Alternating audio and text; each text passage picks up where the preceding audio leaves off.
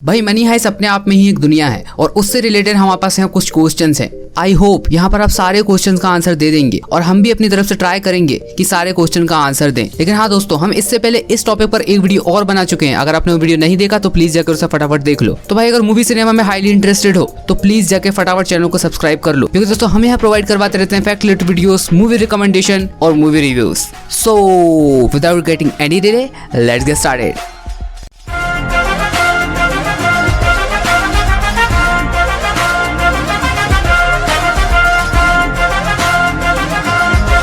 तो भाई इस लिस्ट में हमारे पहला सवाल ये निकल कर आते हैं कि क्या डेनवर स्टॉकहोम को छोड़ देने वाला है मनीला के लिए। भाई सीजन 5 का सबसे बड़ा ट्विस्ट तो टोक्यो की डेथ था, लेकिन उससे भी बड़ा ट्विस्ट क्या था आपको पता है? मनीला ने ये कन्फेस किया था कि वो डेनवर से सच्चा प्यार करती है। जी हाँ, टोक्यो की डेथ से थोड़े समय पहले ही मनीला ने ये कन्फेस किया था कि वो डेनवर से प्यार करती है। साथ ही दोस्तों मनीला ने तो ये तक भी कहा था कि उस तरीके से स्टॉकहोम उसको कभी जान ही नहीं सकती जिस तरीके से मनीला उसे जानती है। लेकिन दोस्तों डेनवर यहाँ पर बिल्कुल भी राजी नहीं होता है और वो मनीला से यहाँ पर उल्टा कहता है कि मैं स्टॉकहोम से ही प्यार करता हूँ। और दोस्तों जैसा कि मैं और आप जानते हैं, यहाँ पर डेनवर और स्टॉकहोम के रिलेशनशिप इस समय बहुत ही अनस्टेबल चल रहे हैं और थोड़ी बहुत मिसअंडरस्टैंडिंग होने के कारण यहाँ पर डेनवर और स्टॉकहोम के बीच में बहुत ही ज्यादा रिलेशनशिप में दरार आई हुई है। यूं तो दोस्तों डेनवर ने बहुत सारे रीजन बताए थे कि मुझसे दूर रहो, यहाँ पर मेरी फील्ड अलग है और तुम्हारी जिंदगी लग जाएगी मुझे समझने में। लेकिन दोस्तों इन सब बात की ना परवाह करते हुए फाइनली स्टॉकहोम ने डेनवर को अपना लिया और उसके साथ रहने का फैसला कर लिया। और जैसा कि सीजन 5 वॉल्यूम 1 में हमने देखा था कि स्टॉकहोम मनीला से ये कहती है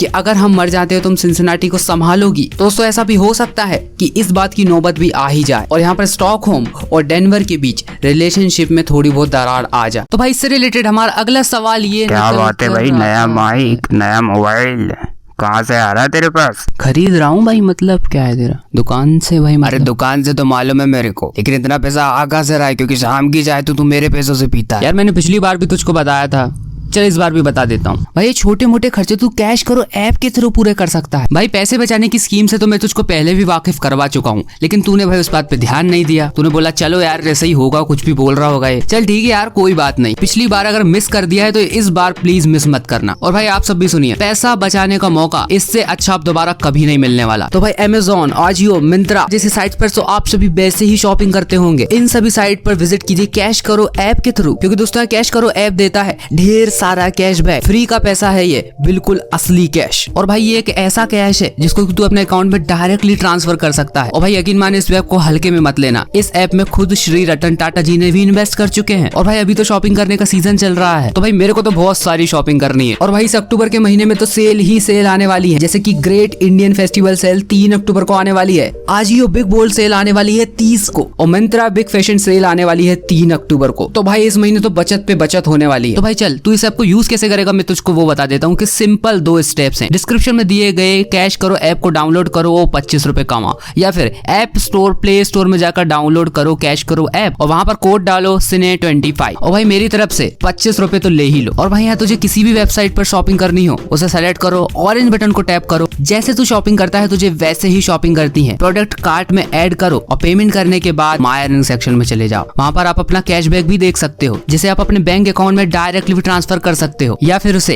अमेज़न गिफ्ट वाउचर में कन्वर्ट कर लो, आपकी मर्जी। तो भाई डिस्क्रिप्शन में मैंने एक लिंक दी है कैश करो ऐप की, या तो कैश करो ऐप को वहां से डाउनलोड कर लो या फिर प्ले स्टोर से। और हाँ दोस्तों, हमने यहाँ पर एक सरप्राइज गिव अवे भी रखा हुआ है। फर्स्ट लकी विनर को मिलेगा बोट के एयरफोन्स और कहीं 5 लकी विनर्स को मिलेगा अमेज़न गिफ्ट वाउचर 200 तक। तो भाई किस बात का वेट कर रहा है? कैश करो ऐप को डाउनलोड कर और अपनी हर शॉपिंग पर एक्स्ट्रा कैशबैक कमा। क्या बात है भाई, अब भी कैश करो ऐप डाउनलोड करता हूँ। हाँ चल अभी जा, मेरे को आगे थ्योरी बताना है। तो दोस्तों आइए वापस आते हैं हमारे टॉपिक के ऊपर। और भाई आने वाला क्वेश्चन बहुत ही ज्यादा फ्रिक्वेंट आस्क्ड क्वेश्चन है। भाई हर कोई इस सवाल का जवाब ढूंढ रहा है, क्या कोई चांस है जिससे टोक्यो सरवाइव कर जाए? क्या टोक्यो जिंदा है? तो भाई यहाँ पर मनी हाइस्ट सीजन 5 का जब टीजर आया था तो वहां पर मार्सेलिया और टोक्यो दोनों साथ थे। लेकिन दोस्तों आप सब जानते हैं यहाँ पर कि मार्सेलिया अभी तक बैंक में नहीं गया है, तो फिर यहाँ पर टोक्यो और मार्सेलिया साथ में कैसे हैं? इसका मतलब टोक्यो जिंदा है, क्योंकि दोस्तों भाई यहाँ पर मार्सेलिया के साथ एक बार होने वाली है। वहीं दोस्तों कुछ लोग ये भी बोल रहे हैं कि ये सिर्फ एक पोस्टर है। टोक्यो अब तक इस गैंग में सबसे ज्यादा पोलराइजिंग एक्टर है, वो सबसे ज्यादा बहादुर है और सबसे ज्यादा एनर्जेटिक। इसी रीजन से बहुत से लोग उसे पसंद करते हैं। और वहीं पर दोस्तों कई लोग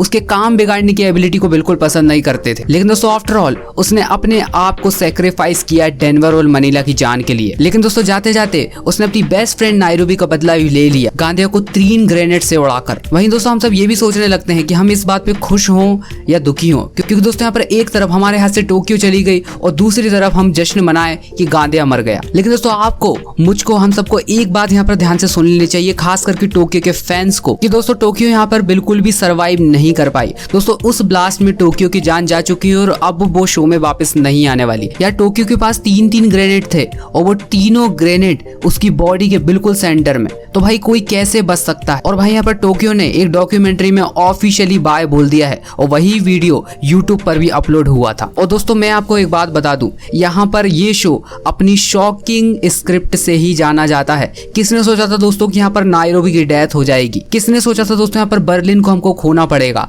लेकिन दोस्तों इस शो का पैटर्न ही ऐसा है कि सबसे ज्यादा लविंग कैरेक्टर को ही मारता है और इस समय टोक्यो सबसे ज्यादा लविंग कैरेक्टर में तब्दील हो चुकी थी। और दोस्तों इन्हीं सब चीजों के चलते हुए यहाँ पर टोक्यो को खत्म कर दिया गया। लेकिन दोस्तों यहाँ पर उम्मीद की किरण तो जब जलती है जब हमें ये पता चलता है कि हो सकता है टोक्यो वापस आ जाए, क्योंकि दोस्तों टोक्यो का मरना तो एक शौक है ही, लेकिन अगर टोक्यो वापस आ जाती है तो यहाँ पर एक बहुत बड़ा सरप्राइज और होने वाला है। अब दोस्तों इस शो के राइटर के दिमाग में क्या चल रहा है क्या नहीं, ये तो भगवान ही जाने। अब अगला नरेटर कौन होने वाला है? भाई टोक्यो के जाना हम सब के लिए बहुत बड़ी मिस्ट्री है और ये मिस्ट्री अनसॉल्व रहने वाली। लेकिन दोस्तों हमारे जहन में सबसे ज्यादा बड़ा क्वेश्चन यही आता है कि आखिरकार कौन स्टोरी को नरेट करने वाला है, क्योंकि दोस्तों पिछले 4 सीजन से टोक्यो ही पूरी स्टोरी को नरेट कर रही थी। अब दोस्तों फ्रिक्वेंटली किसको स्विच किया जाएगा? अब दोस्तों यहाँ पर हो सकता है कि प्रोफेसर कहानी सुनाए, प्रोफेसर के प्रोस्पेक्टिव से आगे की स्टोरी बढ़े कि किस तरीके से उनका दिमाग काम करता है। वहीं दोस्तों रियो का ख्याल भी हमारे जहन में आता है। रियो पूरी स्टोरी को बहुत ही आसानी से नरेट कर पाएगा क्योंकि वो टोक्यो के बहुत ज्यादा करीब था। हो सकता है दोस्तों कि यहाँ पर कुछ बातें टोक्यो और रियो के बीच में हुई हो जो कि आगे जाकर स्टोरी नरेशन में काम आए, या दोस्तों ऐसा भी हो सकता है कि टोक्यो की वॉइस को ही आगे लिया जाए, क्योंकि दोस्तों आपको शायद याद होगा कि टोक्यो यहाँ पर मरते मरते भी ये बोल कर गई हैं। Growing old in a prison cell isn't for me. I'd rather be on the run, and if I can't run with my body. और दोस्तों फैंस इस बात का तहे दिल से इंतजार कर रहे हैं कि आखिरी के 5 एपिसोड को कौन नरेशन देने वाला है। पहला एपिसोड जब चालू होगा किसकी आवाज सुनने को मिलेगी। अब दोस्तों आप क्या सोचते हैं इन सब के बारे में, नीचे कमेंट में जाकर बिल्कुल बताइए। दोस्तों चलिए आगे बढ़ते हैं हमारे अगले क्वेश्चन की तरफ, और हमारा अगला क्वेश्चन ये है कि आखिरकार भाई गोल्ड को बाहर कैसे निकाला जाएगा। ये बहुत ज्यादा कंफ्यूजिंग क्वेश्चन है और इसका आंसर हम भी देने की कोशिश करेंगे और आपसे भी उम्मीद रखते हैं कि आप भी देने की कोशिश करें। सर्जियो नो डाउट एक स्मार्टेस्ट कैरेक्टर है पूरी मनी हाइस्ट में, जिनके पास अगर प्लान ए है तो बी भी होता ही है। लेकिन दोस्तों यहाँ पर प्रोफेसर के पास जब कोई प्लान बिल्कुल नहीं था, जब एलिसिया सियरा ने फाइनली उनको अपनी खुफिया अड्डे वाली लोकेशन पर ढूंढ लिया था, और आखिरकार दोस्तों वहां पर हम सब फैंस का बहुत बुरे तरीके से दिल टूट जाता है जब प्रोफेसर सारे क्रू मेंबर से बारी बारी कर माफी मांगते हैं। और दोस्तों सच में बहुत ही अनएक्सपेक्टेड पोजीशन थी। और जैसा कि दोस्तों हम फ्लैशबैक में जानते हैं कि यहाँ पर लिस्बन प्रोफेसर से ये कहते हैं कि अगर मान लो स्टॉर्म वाटर टैंक लोकेशन का किसी को पता चल जाता है तो यहाँ पर सारा प्लान पर पानी फिर जाने वाला है। भाई आप माने या ना माने, ये स्टॉर्म वाटर टैंक बहुत ही बड़ा रोल प्ले करने वाला है आने वाली हाइस्ट में। और दोस्तों हो ना हो यहीं से गोल्ड को बाहर निकाला जाएगा। लेकिन दोस्तों अगर मान लो ये सील हो जाता है या किसी भी तरीके से वहां पर पुलिस पहुंच जाती है तो यकीन मानिए प्लान पूरे तरीके से बर्बाद हो जाने वाला है, क्योंकि दोस्तों आपने रिसेंट क्लिप देखी होगी, सभी इसी चीज से डर रहे थे कि कहीं वहां पर पुलिस ना पहुंच जाए। तो भाई अगर वहां पर पुलिस पहुंचती है तो वहां पर पूरा प्लान बर्बाद हो जाने वाला है। और दोस्तों यहाँ पर सबसे बड़ी बात आपको पता क्या है, यहाँ पर एलिसिया सियरा ने गैंग ज्वाइन कर ली है। क्या सच में, क्या नहीं, अब ये तो वही जाने। लेकिन दोस्तों यहाँ पर मेरे हिसाब से तो प्रोफेसर को एलिसिया सियरा धोखा देने वाली है कुछ आने वाले एपिसोड्स में, क्योंकि दोस्तों आप सब जानते हैं कि ये शो शुरू से ही बहुत टेढ़ा मेढ़ा चला हुआ है। तो हम ये कैसे मान ले कि यहाँ पर एलिसिया सियरा भी मान चुकी है प्रोफेसर के साथ आने के लिए। तो दोस्तों यहाँ पर शायद आपको याद होगा कि एलिसिया सियरा यहाँ पर प्रोफेसर से एक बार यहाँ पर ये भी कहती है कि तुम्हारा जेल जाना ही मेरी आजादी की चाबी है। तो हो सकता है दोस्तों कि यहाँ पर एलिसिया सियरा पुलिस के हवाले कर दे प्रोफेसर को और अपनी जॉब पर वापस चली जाए, क्योंकि अब तक का दोस्तों हम एलिसिया सियरा का कैरेक्टर एनालिसिस करें तो यहाँ पर वो बहुत ही जिद्दी हैं, इतनी आसानी से तो वो मानने नहीं वाली। वहीं दोस्तों एलिसिया सियरा ने प्रोफेसर से बहुत बार ये पूछा कि आखिरकार तुम गोल्ड कैसे बाहर निकालोगे, तो वहां पर प्रोफेसर एलिसिया सियरा को जवाब देंगे कि वो गटर के थ्रू बहकर बाहर आ जाएगा, वहां से पुलिस को पता भी नहीं चलने वाला। वो ऑब्वियसली दोस्तों एक फेक प्लान भी हो सकता है, या हो सकता है कि एग्जैक्टली वही प्लान हो, क्योंकि दोस्तों स्टॉर्म वाटर टैंक और प्रोफेसर का अड्डा